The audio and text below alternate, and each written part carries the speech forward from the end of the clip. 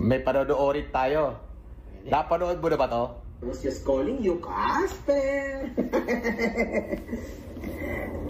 Sa totoo lang, medyo may awa pa rin ako sa'yo. Okay?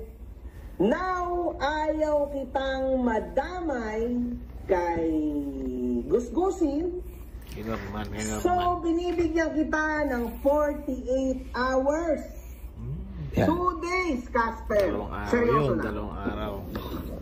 Kapag ikaw hindi umalis kay Norman Gusgusin at hindi ka lumipat sa akin, magiging malungkot ang Pasko mo. Yun. Wow, pare! May pagbabanta si Makabaho! Yun ang maliwanag na pagbabanta. Oo, boss. Puta sinabi,